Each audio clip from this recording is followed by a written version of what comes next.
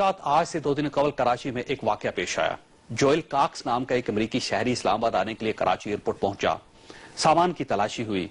सामान में से 9mm पिस्टल की 15 गोलियां, एक मैगजीन और 4 चाकू निकल आए। जोएल कॉक्स गिरफ्तार हो गया।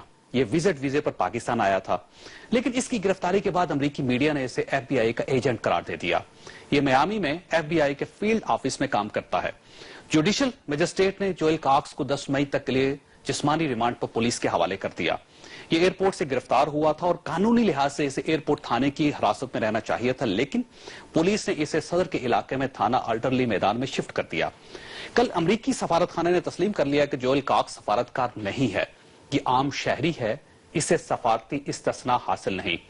पाकिस्तानी कानून के मुताबिक ये मुलजम था, लेकिन सिर्फ एक दिन बाद हमारे कानून ने पसपाई इख्तियार कर ली।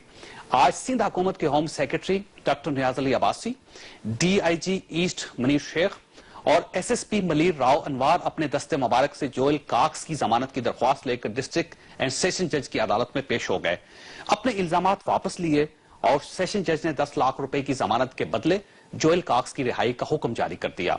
मीडिया की रिपोर्ट के मुताबिक इस हुक्म के बाद चीफ सेक्रेटरी और होम सेक्रेटरी सिंध ये हुक्म लेकर खुद थाने गए और जोएल कॉक्स को इज्जत के साथ रिहा कर दिया। इस तरह जोएल कॉक्स ने साबित कर दिया कि हम लोग अगर इंसाफ फराहम करने पर आ जाएं तो हम 36 घंटे में इंसाफ फराहम कर देते हैं। और इंसाफ की इस फराहमी के लिए खुद chief secretary, home secretary, DIG और ख्वा SSP को भी अदालत में पेश होना पड़े तो ये दरेग नहीं करते।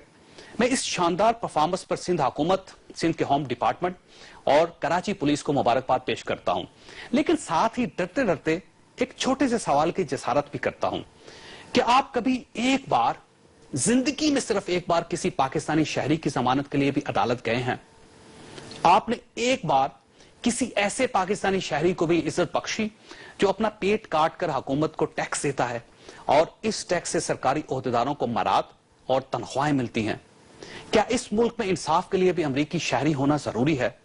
और आप अगर बुरा ना मनाएं तो मैं आपसे एक और सवाल भी पूछ लूं, आप दिल पर हाथ रखकर जवाब दीजिए, अगर ये जुर्म अमरीकी सरजमीन पर आपसे सरजद हुआ होता तो क्या आपको वहां ये सहूलतें मिल सकती थी?